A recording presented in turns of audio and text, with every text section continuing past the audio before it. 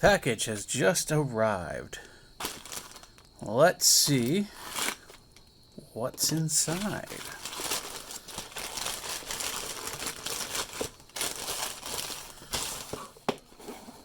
Ooh. JLCPCB. This is a company that manufactures PCBs. And as you can see, I have ordered, or as you might guess, I have ordered some PCBs. Droid personality chip PCBs, but these are a little bit different. Oh, there we go. Wow, look at that. They're taped together. That's cool. Wow, look at this, look at this. Well, we have got to go in for a closer look. So as it says on the silk screen, these are Droid personality chips. This uses the surface mount only PCB design that I have. And what's unique about these is they've all been assembled for me. Somebody contacted me about getting their own PCBs, and they wanted to use the service that JLCPCB offers, and some other companies do as well. It's not just JLCPCB. That you can specify the parts and they will assemble the entire PCB for you, so you don't have to bother with getting the parts and soldering them to the board. And I'll go into how that's done in a little bit and how you can do this too. They asked me how they could do it. I had never done it before, so I decided, okay, I'm going to order a batch myself just to see what the whole process is like, and this is what they've turned out, and this is pretty good. What's kind of funny is I'm using the same PUYA brand memory chip that's in stock personality chips. With parts, especially specialty parts like these memory chips, I'm sort of limited by what chips the company that's doing the assembly has available to them. And they have a website where they list out all the parts that are available, and you can go and pick the parts that you want. Or you could just tell them, you know what, assemble everything but the memory chip. I'll take care of the memory chip later. And these look great. I am really happy with how they came out. Oh, look at that. Look at that. That is nice. And you can see I've labeled this particular board version 2.1 because there are some tiny changes in the PCB design that I needed to make to accommodate this assembly. Most notably are the holes in the corners of the PCB here. Previous versions of my design had holes, had 4 holes, in the corners here like this. That was designed to mimic stock personality chips, but I never really understood what I knew what the holes were for. If you opened a chip up, you saw that the holes were being used to hold the chip inside the little plastic clip that stock personality chips have, and so I added it. Maybe somebody did eventually make a 3D version of that clip that took advantage of those holes, and it looked pretty good. But these holes are not for that. These holes are for placing the board down before a pick-and-place machine comes along and scans the board to see where all the pads are, and then picks up an item and drops it down. When the machines are assembling PCBs like this, they have like a pool of resistors or the chips off to the side. They grab one, bring it over, drop it down in place, and then after they drop the first one down, if something happens and this were to go slightly out of alignment, and they bring the second one over, suddenly all of your components are going to be a little bit askew. So they need to hold it in place, and what they do is they use these holes to hold the board in place while it's being assembled. Oh, programming this. Yes, that's one thing worth pointing out. The memory chips have not been programmed. I did not see any kind of service that they offered where I could give them the contents of the memory chip ahead of time and have them pre-program it for me. So each memory chip, each personality chip, I should say, will need to be programmed. So I am going to grab my programmer and hook it up, program one of these chips, and then stick it in a droid, and just to make sure, yeah, it works. So I am going to do that now.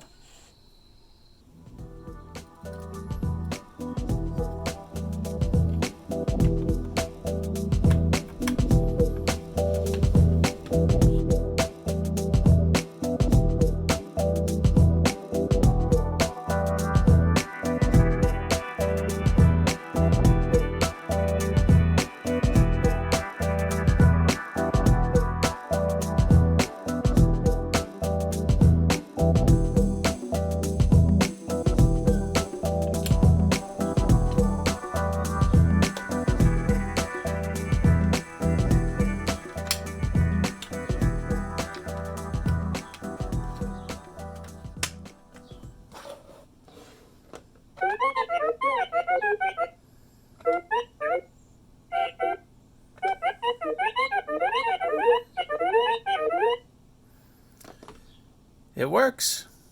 Anybody, any of you could do this. You could take my design, put your own text here, your own image on the back. You don't have to have Frank on there. You don't have to have it say Frank. You don't have to have it say the version number. You can get rid of all of that.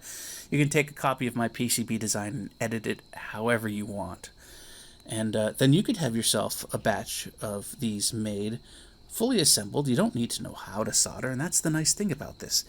You don't need to have the components. You don't need to know how to solder. You don't need to go through all of this stuff. You can just order the PCBs, also tell them you want them to be assembled for you, and wait a few weeks, and magically, personality chips will arrive in your mailbox.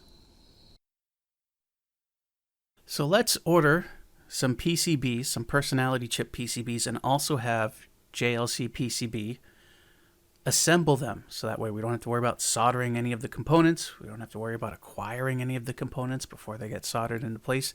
JLCPCB will take care of everything.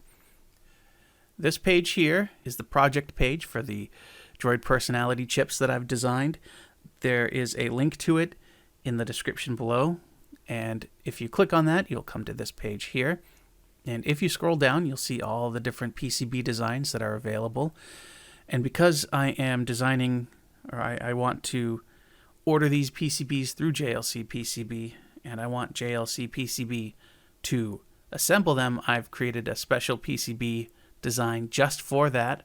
And I'll go into the specifics of that a little later. Let's just get through the ordering process first. Down here at the bottom of the personality chip project page here is this PCB design called SMD only, in parentheses, JLCPCB SMT Assembly. So to open this up, all I have to do is click on Open in Editor, which is on the right-hand side of where that text for the title of this PCB design is. Don't click on the one that says Open in Editor down below. It's a little confusing. If you click this on, it's going to open every single file. It's going to open all the designs, and it gets a little confusing. If you just click on the one on the right-hand side here, it's going to only open up this one design, which is specific for this JLCPCB assembly process. So I'm going to click on that, and it's going to bring me into EasyEDA, which is a web-based PCB designer. I've covered this before in my creating personality chips, so you can go back and look at those videos if you want to learn how to use, or get an idea anyways, of how to use EasyEDA. There's a lot I didn't cover that may be useful to you. And there are other tutorials on YouTube and elsewhere that will help you if you're interested in designing your own PCBs or making some heavy modifications to this design. Okay, I have the PCB design opened up here, and if you want to make changes to this, if you want the text to read something else, if you want a different picture on the back or anything like that, you will have to create an account with EasyEDA, and then you'll be able to make modifications and save it to your account. If you don't need to make any changes, if you're happy with the way this plain personality chip is, then don't worry about it. Whether you're not making any changes or you do make any changes, once your changes are done, once you're ready, once the PCB looks the way you want it to be, we're going to need to generate a bunch of files. These files are going to tell the company that manufactures the PCB, the dimensions, where all the holes should go, where all the traces go, what should be protected by solder mask, what should be exposed. It's also going to generate files that tell it what components are on the PCB and where those components go.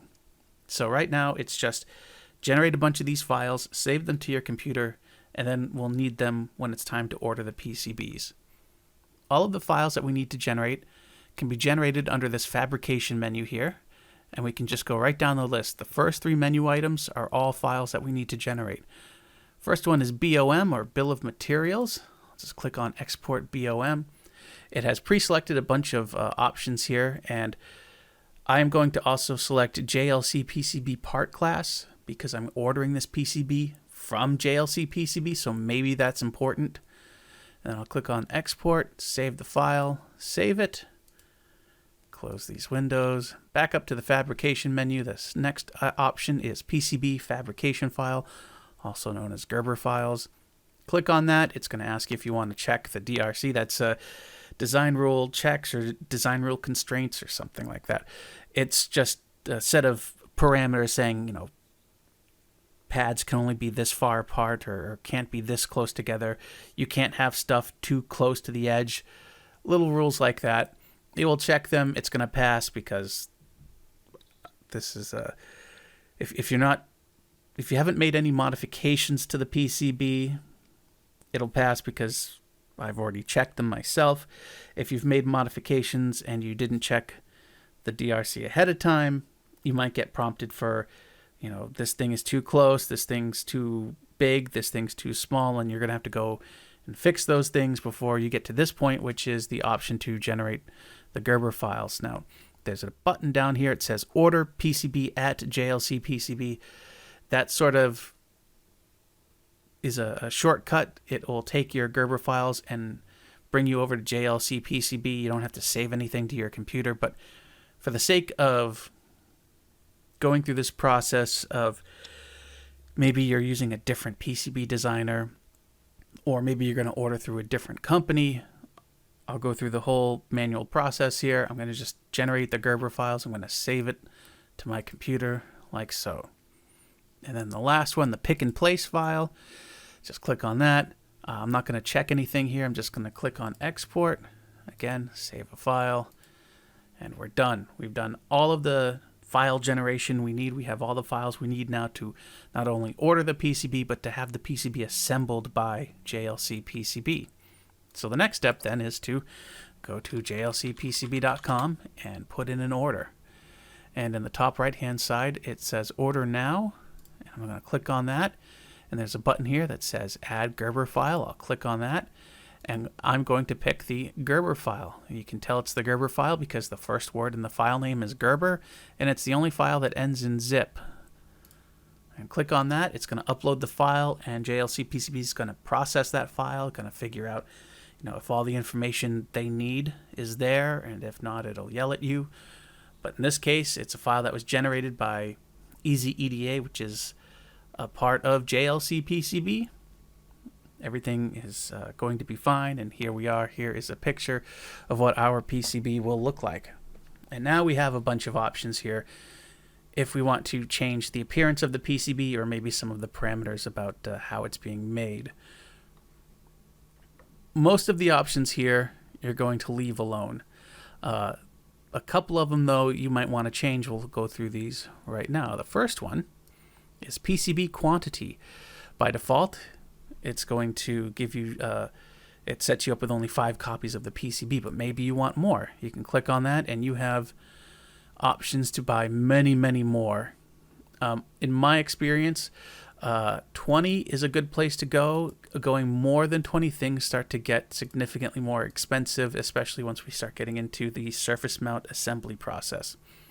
If you notice on the right hand side here, as I change quantities, you can see the price changes as well. So this area on the right hand side, which updates every time you make a change on the left hand side, this is something to keep an eye on because certain combinations of items here will drastically increase the price. So you definitely want to keep an eye on what's happening on the right hand side here. So I'm going to go to 20. The next thing to look at is PCB color. If we look right now, by default, it gives us a green PCB. That's the solder mask. It goes over the parts of, it goes over the copper that you don't want exposed, that you're not going to be soldering any chips or any parts to. And it also gives the PCB its color. Otherwise, it would be sort of a yellowy, beigey color with a lot of exposed copper on it. And you have an option of several different colors here. Let's try yellow because that's unique. And then if I keep going down further, surface finish you probably want to leave as it is. However, if you're familiar with Osh Park PCBs, you'll notice that they come with all the exposed copper pads having a very smooth gold finish, and it looks really nice. That kind of finish is this ENIG process, but if you click on it, you'll see that JLCPCB wants to charge $17 just for the finish. If you don't want to pay $17 for that very nice looking finish, and you're okay with sort of a silvery finish that isn't going to be perfectly smooth, it'll look mottled is the best way to put it. Then stick with the default, which is the HASL heat assisted solder leveling or something like that. I forget what that stands for. But if you do want that special finish and you're willing to pay the money for it, that's fine. Go for it. But when I click on that, I'm getting an extra warning here. It's saying that having a yellow PCB with that particular finish is unique. It's not something they get a lot of requests for, and as a result, I'm going to have to pay an extra $35 just to get them in yellow with that finish. Well, so getting that special finish, that nice smooth gold finish, now is suddenly going to cost me $50, a little bit more than $50. Is it really worth it to me? Maybe, maybe not. It's all up to you. But for me, I'm going to go stick with the regular finish. I don't need the fancy gold finish. There's an option here that says gold fingers. Technically, we have gold fingers. We have the giant pads here at the bottom of the personality chip that connect to the card slot inside of the droid. Those could be considered gold fingers, and maybe that means you click on this, but if we hover over the question mark and click on Learn More, one of the options here is it says that the chamfers, the beveling of the edge of the PCB, is not available for boards smaller than 5 by 5 centimeters. And this board, personality chips, are smaller than 5.5 or 5 by 5 centimeters. So we're not going to get a chamfer if we select this option. And really, that's the only reason you would select this option, is to get that chamfer to make inserting the PCB into the card slot smoother. So I'm going to leave that as no. The other thing to note is it talks about how in the tooltip here, how if you have that HASL or HASL finish and you select gold fingers, your gold fingers are going to will also get that finish. They're not going to be gold plated.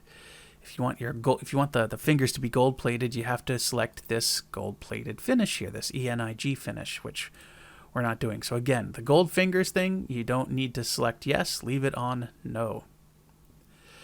The last thing to look at here is this option at the bottom, remove order number. Whenever you order a PCB from JLCPCB and other companies as well, they will stamp each PCB with an order number. It just makes their life a little easier trying to keep track of all the PCBs coming down the assembly line and what order they belong to. If you tell them that you don't want an order number on your PCB, then they have to do a little extra work to keep track of your PCBs. I don't want an order number on my PCB, so I'm going to select yes here. And if you look on the right hand side here, we see that to remove the order number, it's going to cost me a whole $1.50 more. I am willing to eat that cost to not have order numbers on my PCBs. So that covers the PCB itself. Now we need to look at the setting up the surface mount assembly process, the ability to have them put components on the board for us. And to do that, the next section here, SMT Assembly, I just click on this button here and we see that the PCB specs I have chosen don't meet or cannot be assembled by them. And we see what PCB specs are available for SMT Assembly, and what I don't see here, and that's a 1.6 width board, which is very standard, and it's a 2-layer board, but we see color-wise, there's no yellow. Because I chose yellow, I cannot have this assembled, have the components put onto the board for me. So my choices are either I assemble this myself and just order yellow PCBs, or I order a different color. So maybe I'm going to order a different color now. What color should I order? Well, I've already ordered red. Green is kind of old school, but I think I want something different. So how about white? I mean, it certainly looks different, and I don't have any white personality chips, so I think that's what I'm going to go with. I will order white personality chips. And I come back down here, and you can see now they're all set, ready to go. I don't have this error message here anymore because white is acceptable. Now, the other thing to note here is it says that when you're having them assemble your PCB, they can only do assembly on one side. They can't assemble both sides. So if you have a board that has, components on both sides of the PCB, they can only do one. So pick which side you want. For us, that's not a problem. Personality chip only has components on one side. It's this top side here. It's already been selected for us. That's what I want. We're good to go. We don't have to worry about it assembling the bottom side. But just be careful here. Don't accidentally click assemble the bottom side because there's nothing there to assemble. And then we have an option here that says tooling holes. Tooling holes are small holes that they're going to put in the PCB that they will use as guidelines or to help hold it in place while the components are being put onto the board. They can add them for you. I have already put them in the PCB. You can see there are 4 holes, one in each corner here. Those are the tooling holes. I've already added them, so I'm going to click on Added by Customer. They don't have to add them. And then I click on Confirm. And the next step now is to add the BOM file and the CPL file. The BOM file is the Build of Materials file. That starts with BOM here. That's the file that was generated earlier and that I saved. I'll just click on that. And then CPL file. This is the pick and place file. So I'm going to click on that, and there's a file that begins with the pick and place. I'm going to select that. And that is it. Click on Next. And now what it's going to do is it's going to load up a list of all the parts that are going to be used to assemble all of this. You can see we have the memory chip, we have a capacitor, another capacitor, and we have the resistors. Now the thing that's kind of interesting here, if you look under the quantity column here, now I'm ordering 20 PCBs, so I have 20 of the memory chip being ordered. I have 20 PCBs, but they're putting down 25 capacitors each instead of 20. And I have 2 of these resistors on each PCB. I'm ordering 20 PCBs, so that's 40 resistors, but they're putting down 46. That's because it's extra just in case something in the processing of them loading these components into the machine, of the pick and place machine putting these things down. Maybe a few of these get misplaced or dropped or lost. So they're adding an extra few onto the order to cover any of that. And it's not a big deal because, again, if we look at the cost here, 25 of these capacitors is only going to cost 35 cents. It's literally pennies a piece. So the extra cost incurred by having to pay for a few extra is not significant. You can see the cost for 25 of these capacitors is going to cost me 25 cents, literally a penny a capacitor. Or the resistors here, 20 cents for 46 of these resistors. That's less than 1 penny per resistor.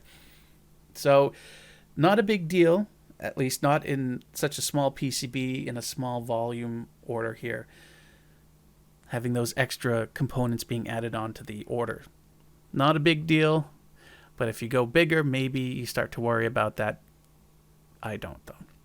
And then up at the top here, the most expensive piece here, the memory chip, 20 of them is going to cost me $4. So here it's going to cost me about a little over $5 in components. This is how much money I'm going to have to pay them just in components. We're not even talking about the manufacturing costs yet, just the components. $5 or $5 and change to get 20 PCBs. Not bad. Let's go next. And what they're doing here now is they're showing, they're looking at the bill of materials file, they're looking at the pick and place file, they're looking at the Gerber files, and they're combining them all, and they're saying, okay, here's where we think the memory chip is supposed to go, here's where we think the resistors are supposed to go, and where the capacitors are supposed to go. And as long as everything looks aligned to you, you're good. This is just an extra step to make sure that everything looks correct to you. And yeah, everything looks good. It does highlight here, there's this little red rectangle here talking about something called X1. You can ignore that. If you followed the setup of me designing the personality chip, the gold fingers I created as their own sort of individual component.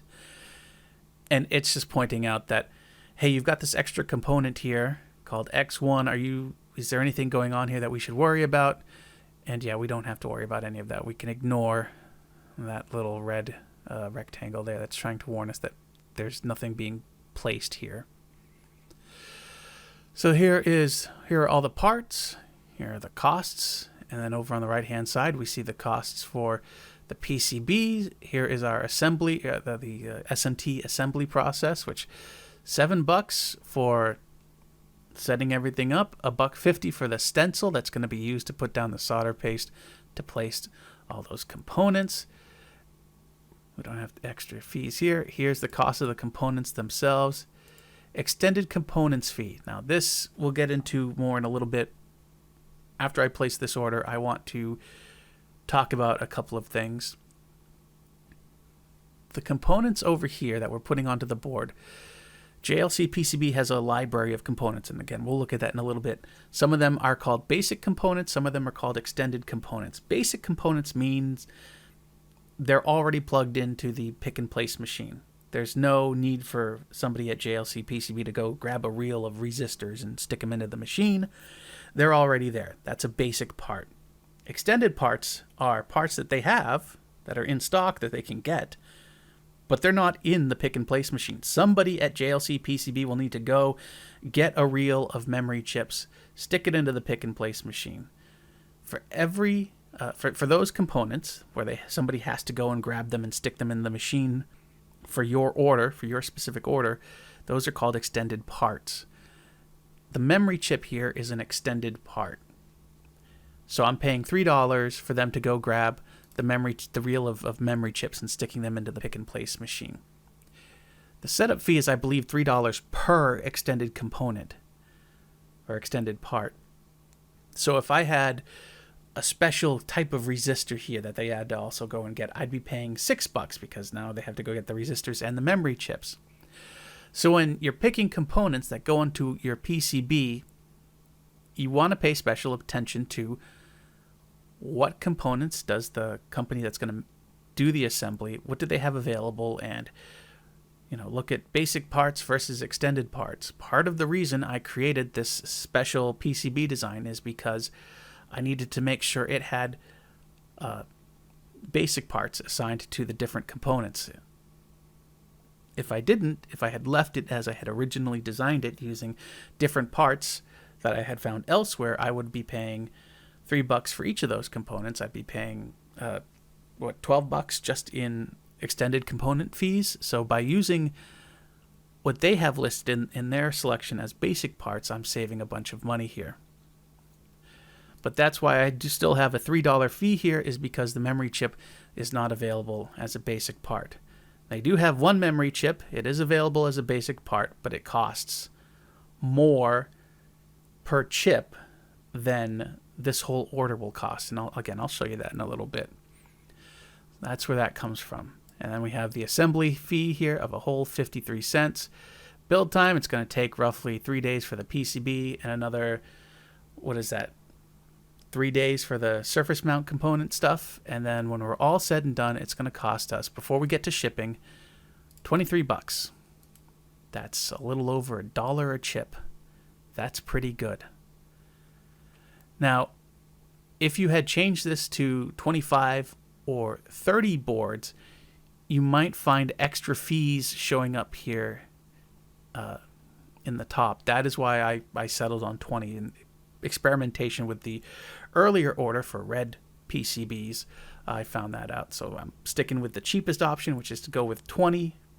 That's why I selected 20 early on. All right, so I'm going to save that to cart.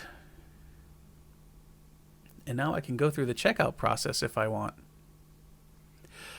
Now notice here I can also change the quantity real quick. So let's try that. Let's change it to 25. Let's see what happens. Change it to 30. You know, the price doesn't go up that much. Maybe I should get 30 instead. Because now the total is less than $1 a chip. I'm going to try that. I'm going to go for 30. Maybe what I thought was some weird limit of hitting 20 PCBs and suddenly extra charges were showing up. Maybe I was wrong. So let's go with 30.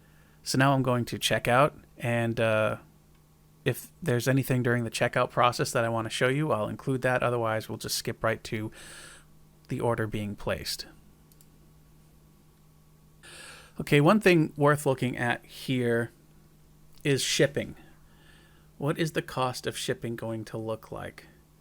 So let's, for me, right now, the DHL Express Priority, which I have found is the fastest, and they've of course listed it here as the fastest. I have found the DHL shipping to be fairly trustworthy or consistent. I've never had any problems with it. If I ship with DHL, it's going to cost me an extra $12, so now the total order is coming up to about $40. If I look at these other shipping costs, though, maybe FedEx. FedEx is 4 to 7 days. Maybe I can wait an extra few days, and it looks like it'll save me in shipping an extra, what, $3. Do I care about that? Does receiving my PCB order 2 days early, is that worth the extra $3? Again, these are questions that you have to answer for yourself. Then you go with the cheaper options, but they're also going to take much longer before they get to you. So, for example, here, $2 for standard special airmail, but it might take a month for your PCBs to get to you after they've finished being assembled. Is that something you care about? Is waiting an extra potential 2 to 3 weeks for your PCBs, is that worth saving an extra $10? Again, this is entirely up to you. I think for this order, I'm going to try that. I'm going to try the slow approach, and let's see what happens. I'm going to pay with PayPal, and they've also pointed out that I have some coupons available to me that's going to actually take money off of my order. So suddenly my $28 order is going to be $20 if I select a coupon like this one. Excellent. So now for $20, I'm getting 30 chips assembled, and they'll be shipped to me it's going to take probably a month, because it's going to take 3 days for the boards to be manufactured, another 3 days for the surface mount assembly to happen, and then it's going to take 2 to 3 weeks for the boards to get to me because I'm using the cheapest shipping option possible. So at the same time, $20 for 30 personality chips, that's kind of cool. So I am going to go ahead and finish my payment process. And there we have it. My order is in. Right now, they're currently reviewing the files. That means somebody at JLCPCB has got a queue of PCB designs, and they go through them one at a time. They check them to make sure everything looks good and it's going to conform to their setup. And then once that's done, you'll get an email saying, congratulations, you passed review. It's gone on to being manufactured. And you'll get email updates along the way. You can also log into JLCPCB and check for the status every so often. But you'll also get emails when major things happen, like your PCBs are being manufactured. The PCBs have finished being manufactured. The PCBs are being assembled right now, that sort of thing. And your PCBs have shipped. All of that stuff will happen. You'll get emails for all of those events. And a total cost of $20 for 30 personality chips that are going to be fully assembled. That is actually a lot better than I was anticipating. I'm very happy about that. And when they arrive, I will now have white personality chips as well as red personality chips. The next question, though, is what am I going to do with them? So I'm going to go back to the PCB design here. And I want to point out something with EasyEDA, which is if I click on a component over on the right-hand side here, under custom attributes, it talks about supplier part number, manufacturer, JLCPCB part class, 3D model, all sorts of stuff here. This information is what JLCPCB is going to use to identify what component you're using. And if you're using a component here that they don't have, then you're not going to be able to have them put it onto the board. Or maybe it's an extended part. For example, here it says the JLCPCB part class is extended part, whereas this resistor here, if I can click on it, is a basic part. So as we saw in the ordering process, extended parts, each extended part is going to cost you an extra $3. So maybe I don't want an extended part. Is there a cheaper option here? Is there a basic memory chip? Well, let's go find out. Because the question, of course, is how do I know what's a basic part, what's an extended part? How do I know what parts are available? Well, if we go to JLCPCB and then under Resources, we have SMT Parts Library. Click on that, and here is all of the components that are available for their SMT assembly process. Now, I'm going to take a shortcut here. P25Q80 is the part number for the memory chip. That's actually the memory chip used in stock personality chips. And if I enter that in, here it is. And if I click on it, we can see first it's an extended part. It says so right here. And it shows a picture of the part, and it has this JLCPCB part number. But are there other options here? This shows you that the memory chip I selected is under the memory section. It's specifically under this NOR flash subsection. I'm going to click on NOR flash, and I'm going to see all the NOR flash options that are available. And if I click on here where it says basic parts, I'm going to filter all of those options to just display only basic parts. And we do. That we have a single basic part, flash SPI, dual quad IO, 128 megabytes. 128 megabytes, that's massive. You could load whole soundtracks onto your personality chip if you wanted. But look at the cost. Each one is going to cost me $1.70. Whereas the PUYA one costs 25 cents each. So let's think about the math here. Let's pretend we're ordering a whole, let's order 10. We're ordering 10 of these, right? So 10 times $1.70, that's 17 bucks. 17 bucks just for the memory chip. Whereas with the PUYA chip, which is 25 cents each, if I'm ordering 10 of them, that's what, $2.50. And then I'm also going to be paying an extra $3 because it's an extended part. So I'm paying $5.50 for memory chips, even though it's an extended part, versus $17 if I use the basic part. So there are reasons here to go with an extended part versus a basic part. If you have options, you need to start thinking about total costs of everything. So in the case of the personality chip, I want this part because it's cheaper in the long run, even over a small batch. Like if I only ordered 5 or 10, it's still much cheaper to go with this extended part than using the one basic part memory chip. But let's say you do want this big memory chip instead.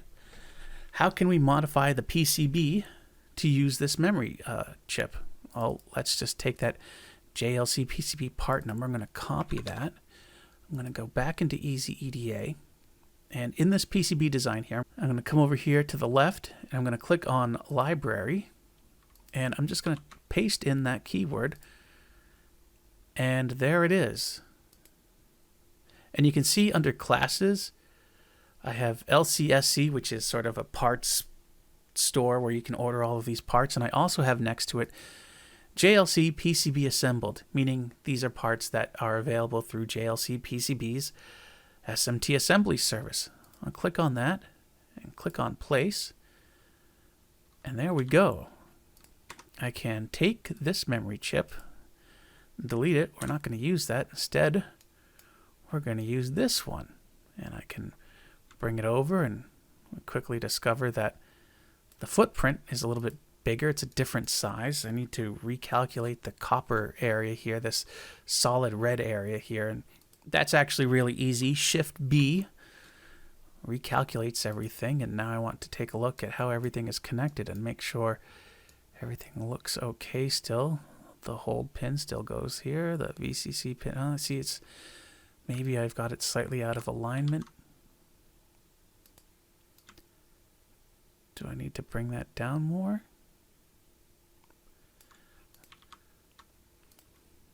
And I mean, this ground line here, is that necessary? Oh, look, you see what's happened? I see what's happened.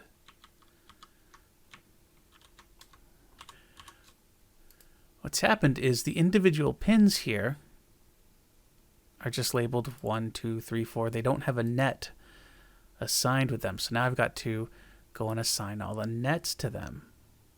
So for example, we have SI on pin 5, assign that SI. Pin 6 is connected to SCK. Pin 7 is connected to hold pound symbol. Where are you? There you are. 8, VCC. Pin 1 is connected to, what is that? CS chip select, which I was talking about earlier.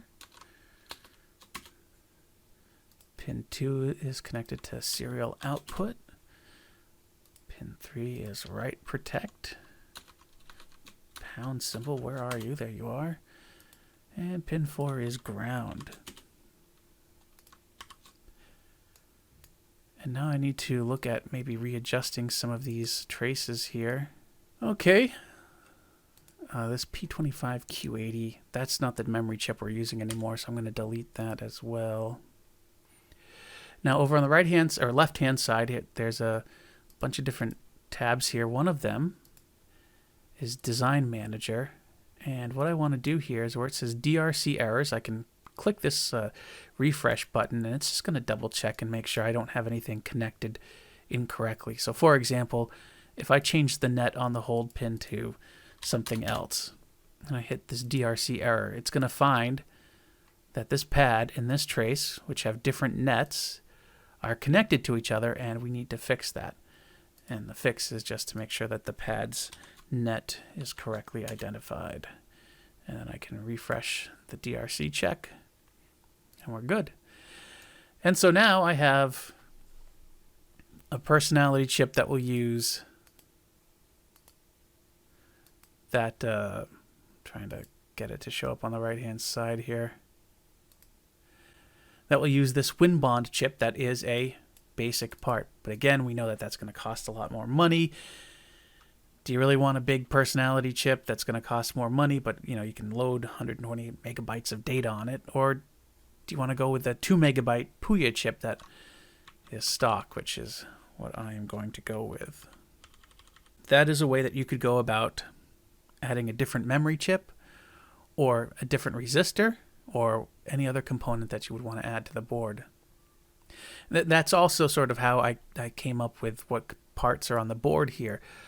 I would go back into JLCPCB's parts library here, and I need a 10 kilo ohm resistor. So I'm going to look for resistors here. There they are, way down here. Chip resistors, surface mount, just because I know that I use surface mount chips there. So for package type, I'm going to select 0805.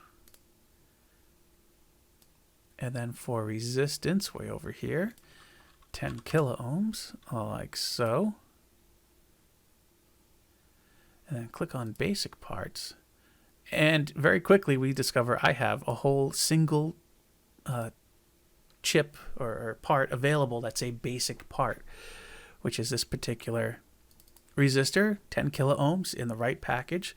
So I would copy that, come back to my design, library, type in the part number, search for that. It finds it, I'd click place, and I'd put it wherever I need to put it. In this case, I don't have to put it anywhere because, as you can see, I already have it.